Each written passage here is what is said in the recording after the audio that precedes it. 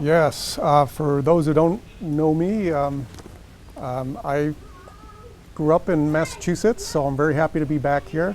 Thank you for coming out today. It kind of reminds me of the old Woody Allen saying. He said that 80% of success in life is just showing up. So thanks for showing up today, and you're guaranteed a little bit of success next week just for being here today. So I want to tell you a little bit about what I'm going to talk about today. And first I'm going to be talking about the Oracle of Delphi. If you've heard much about it, I'm going to say a few words about that. Then we're going to talk about heroes and heroic character. And then I'm going to relate that to the book. And afterwards I'll do some questions and a signing. And we'll also do a reading from the book as well. So we'll get to that as well. I want to start out by talking about oracles and the Oracle of Delphi. Have many people heard of the Oracle of Delphi? Know anything about it? In the ancient world, the oracle was where people went to hear foretelling of the future. And they believed devoutly that the gods were talking to them to give them advice on how to, go about their lives, whether it was starting a colony, whether it was planting at the right time, or maybe even for kings, whether to start a war. So in Delphi, which was probably the most well-regarded oracle in the ancient world, it was very important. It became very wealthy, and people came there great distances to hear what the priestesses had to say when they gave their donations. So the reason that oracles are so important is for the same reasons today. We all don't know for sure what's going to happen, and life is uncertain. And so in the ancient world as well as today, because even today you pick up the newspaper and we want to hear what's going to happen with the stock market, want to know who's going to win an election, who's going to win the horse races. But back in those days, same thing. They want to know what the future, because life is uncertain and it's very, very dangerous, different circumstances for wars and others. So they would go to the oracle and they would give them a donation, and then they would hear the word of the god Apollo. So Delphi is a temple that's dedicated to the god Apollo. Now here's the legend. It didn't start out as Apollo's. Originally it was the earth goddess Gaia. And she guarded, or she was in control of the site, but it was guarded by her son, who was a giant snake called Python. So see how the Greek words get into in our language too. But the giant snake lived underground, and the legend is that Apollo came to Delphi in the form of a dolphin. That's why dolphin kind of means, Delphi means dolphin. So he came to Delphi in the shape of a dolphin with two priests from Crete on his back. And so he came in, he used an arrow, he slew the python, and that's why he's also the god of archery. And oddly enough, the decaying fumes of this snake rising up through the earth is what they felt was the word of the god Apollo. So as it happened, the crevices in the rock where this gas leaked out, they discovered put people into hallucinations. And so they built a temple around this, and eventually they had a priestess, and she sat above this crevice in the rock in a very enclosed room, and then she would hallucinate. And they discovered through sort of geological studies that actually there was ethylene gas leaking up through the earth in this area. And so that's probably the basis of this legend. So she would breathe in the gas, she would go into hallucinations, and then there would be a priest nearby who would interpret those rantings, and they would come out with a prediction or a foretelling. Now this foretelling was usually very cryptic. You could take it a couple different ways. For example, there was a king who was in Lydia, which was in modern day Turkey, and he's trying to decide whether he wants to start a war with the Persian king Cyrus. So he goes to Delphi, he asks for an oracle, and he goes, if I attack, will I win? And the oracle came back, if you attack, a great kingdom will be destroyed. What he didn't know is it was going to be his own kingdom that was destroyed. So, the priests were very savvy. They had information coming in from all over the known world at the time, and they would give these cryptic answers. So Delphi is a very special place. When I was doing research there, I walked the streets of Athens, talked to shop owners. This one shop owner in particular was telling me that he loves to go to Delphi. When he goes there, he starts walking up the hill and he starts to feel like he's gliding on a pulse. And he gets tingles. And you know, when you look at the site, of course it's very high. Maybe that was oxygen deprivation, I don't know. But they still have a lot of reverence for Delphi there. And when you go to the site, you don't really quite understand how tall the mountains are behind it. You have to walk the ground. That was good for me as an author because I got a different perspective on what I needed to include in the book and maybe what to move places around in the book that I had originally looked at photographs and satellite images and things like that, but you don't really get a great sense of it till you walk the ground. And so I moved things around once I did that. So anyway, Delphi is very famous, and the temple is dedicated to the god Apollo. Apollo, interestingly, is the only god who did not have his name changed from Greek to Roman times. Zeus became Jupiter, Athena became Minerva, but Apollo stayed Apollo. Apollo is a very important god. He was the god of prophecy, but he also has a lot of other jobs.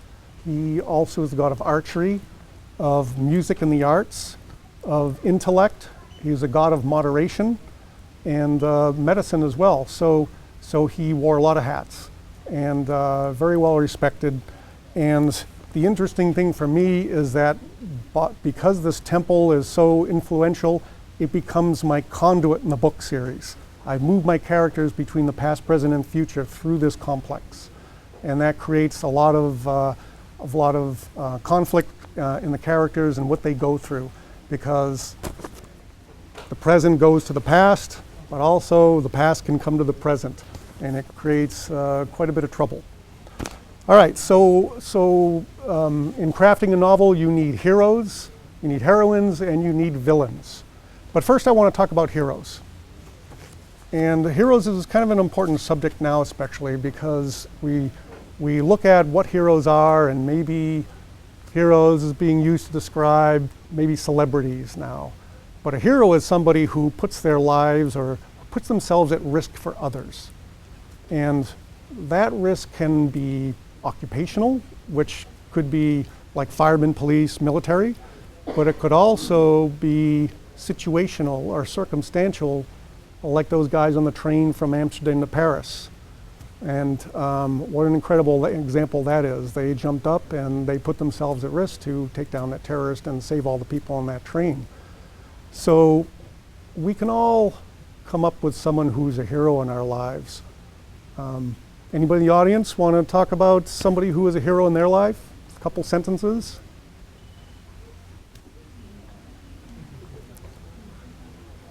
Anyway, think about this. Think about your parents, for example. I mean, they're really heroes, but they're more like slow motion heroes.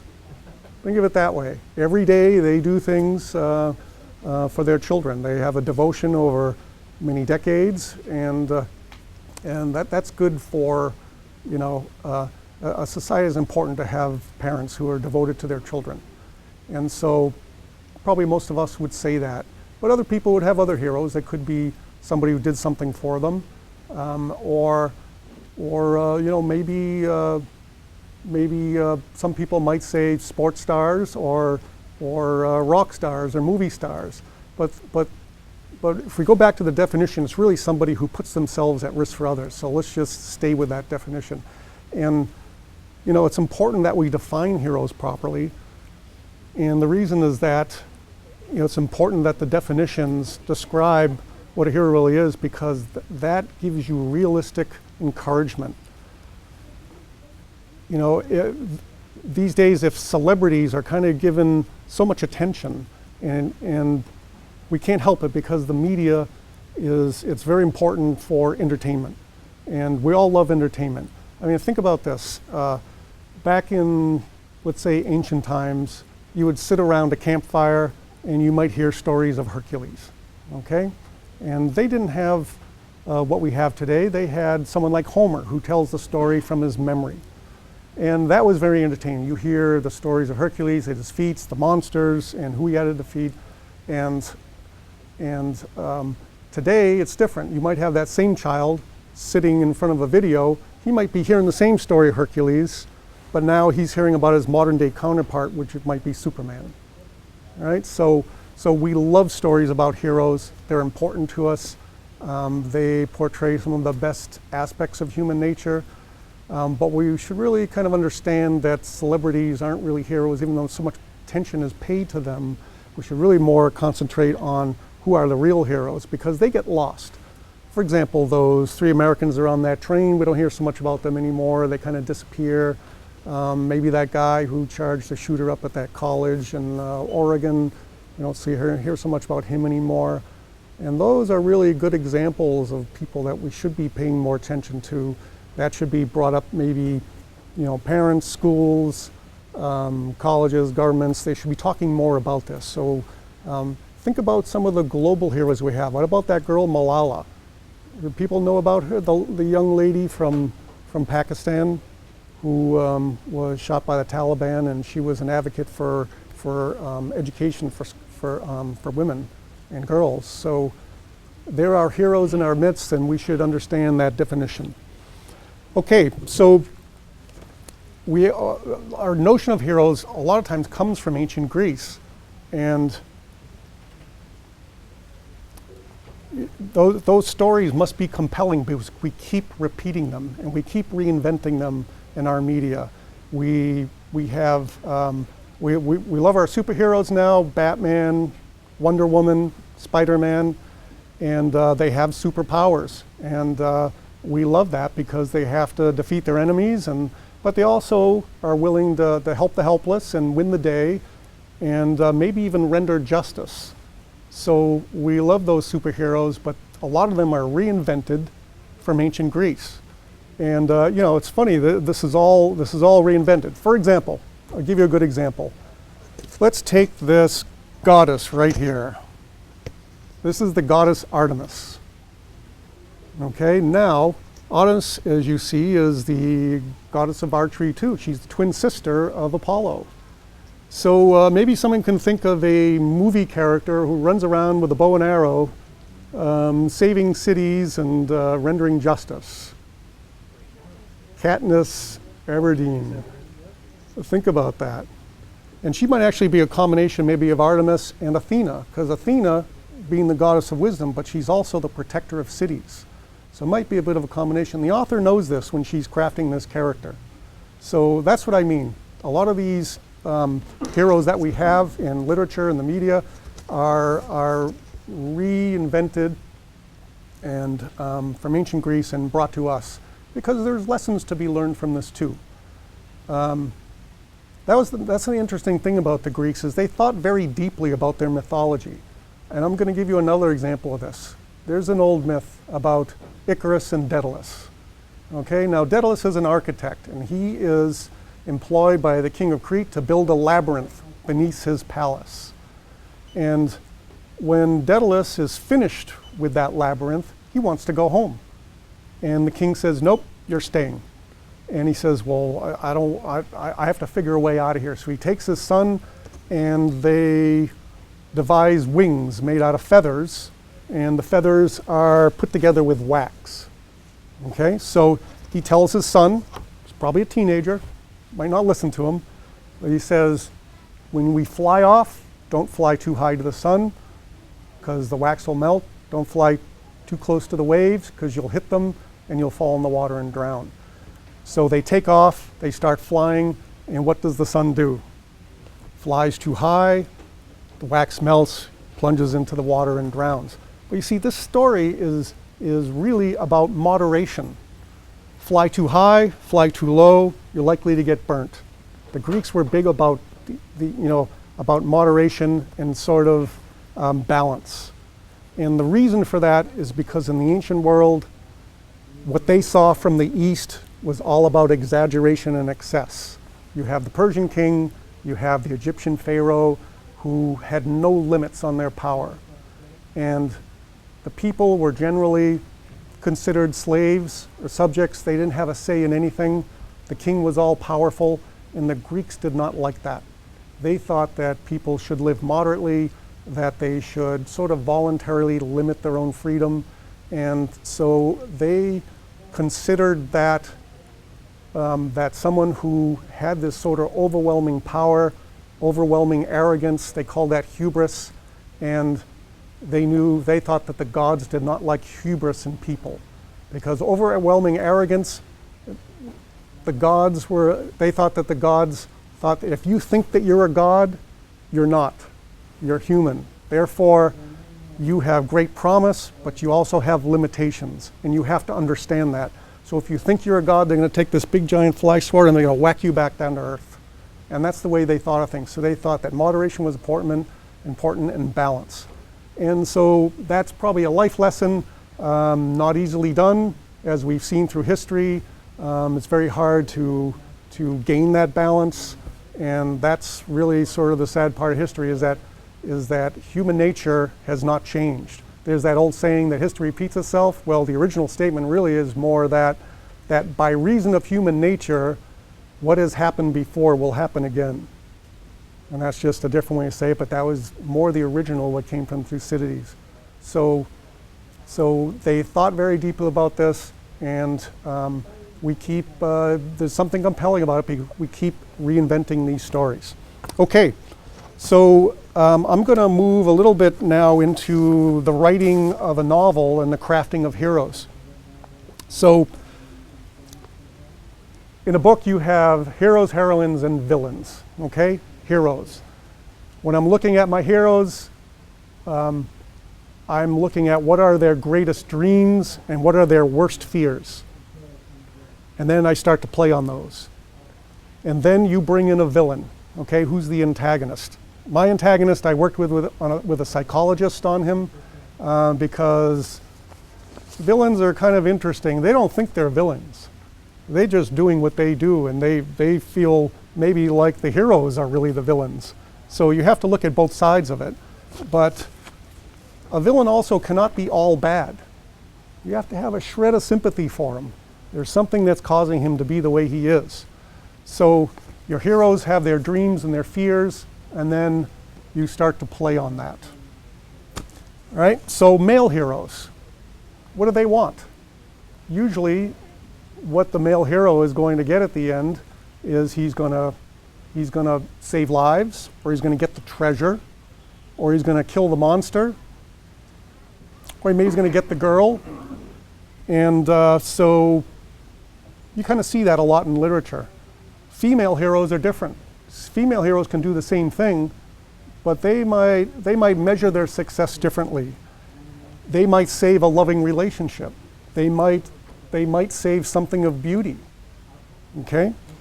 And they might save a way of life. Let's go back to Katniss again, okay? It's all sort of tied in. That's what she's doing. So female heroes sometimes have different goals. So in my book, I have two professors from San Diego State University, and they're professors of history. One's a professor of history, and one is an ancient languages linguist. And they don't know that all this is going to happen to them. They don't know their lives are going to be upended, but they go on a vacation that goes very, very bad. And that's the basis of the story. They don't understand what's going to happen to them, but what they're going to do is they're going to be forced to learn the lessons of history in real time. It's totally different reading about history in a book. We can imagine what's going on, but it's got to be completely different from being there. And so, hey, that's the great part of fiction. I can take my characters, I can throw them into a situation which they have no skills for necessarily, but and then see what happens. Now, these particular professors, being that they're historians, they kind of know what's going to happen because they're sent back to an ancient war, and really to test their abilities and to see what they're made of. But think about this: they know what's going to happen, so they can kind of take chances based on what they think history tells them.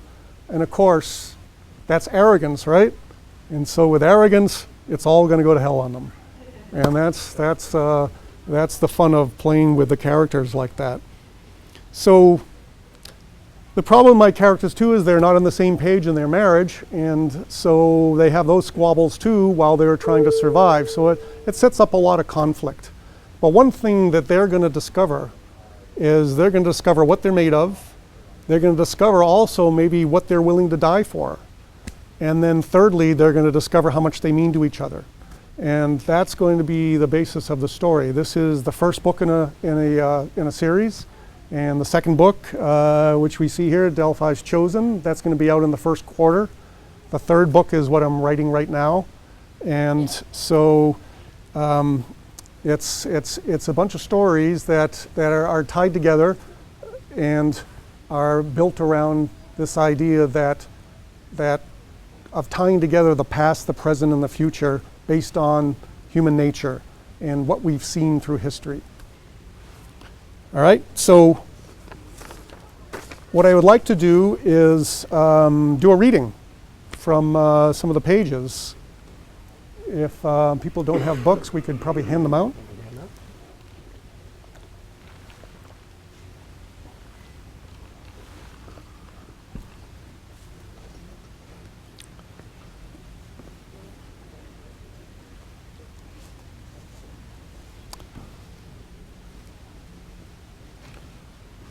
And we're going to start on page, we're going to do a short section, but we're going to start on page 20.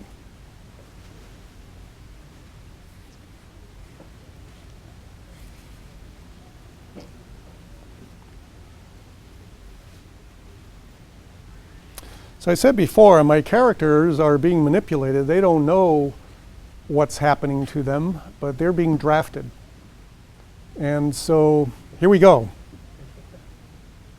It's in San Diego. This is chapter 3, and it's the present day. Apollo entered the Fletchers' home through an open patio door. The ocean breeze carried a jasmine fragrance, welcoming him inside. He floated with the aroma down a hallway past a glass stocked with artistry, athletic awards, and pictures of a woman he knew as Golden Hair.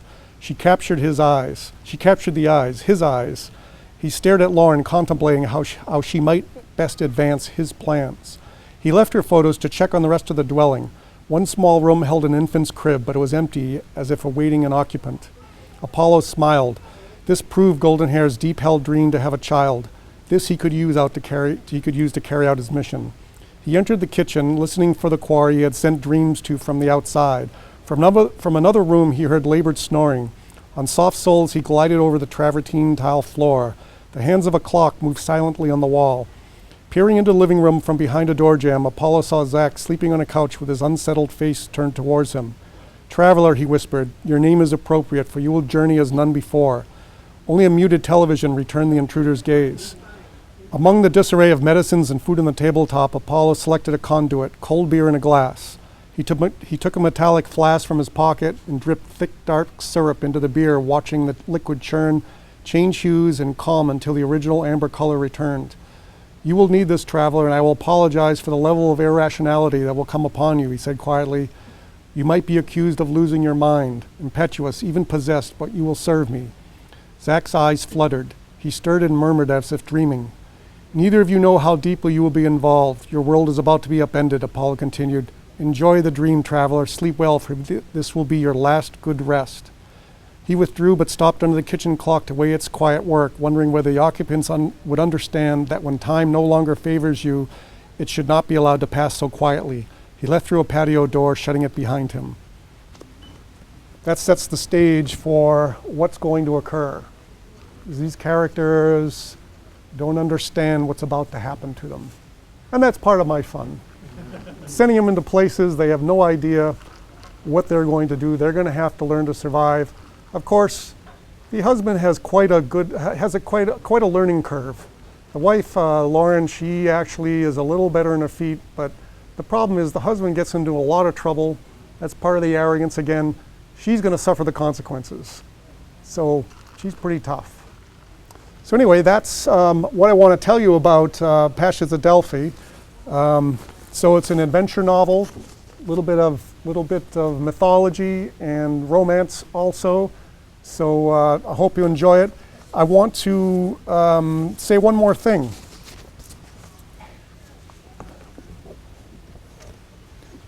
I'm going to hold up another picture here. And does anybody recognize this statue? Venus de Milo. Okay, now this is important, and I'm bringing this because I'm I'm also on the board of the Friends of Classics at San Diego State.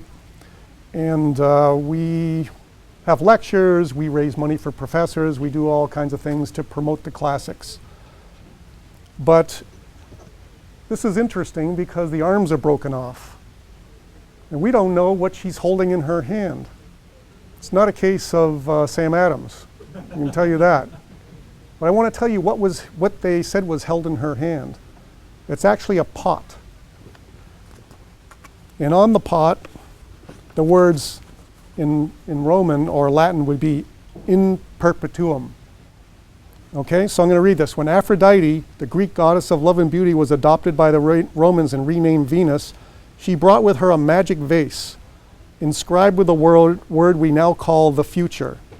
Although torn from her grasp by a terrible storm off the island of Melos, it was filled to the brim with an inexhaustible supply of beauty, creativity, curiosity, understanding, wisdom, and fellowship.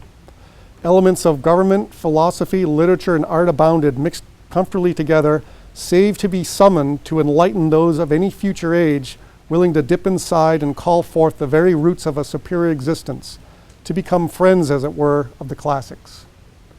So if we think about that, these days, you know, a lot of studying is heading towards STEM, in the science, technology, and math, and a great many departments and universities across the country are starting to decrease. The humanities are starting to come down because, you know, they feel there's no jobs at the end of that course of study. But in the end, the classics and all the things contained within make us who we are. It's our humanity. And so they shouldn't be forgotten. They should continue to be studied along with the science because, you know, you can't stop technology. It's going to move, and that's the future too. But we shouldn't forget that there's lessons to be learned in all of this as well. So thank you very much, and I appreciate everybody coming over today, and let's see who wants to get aboard this adventure.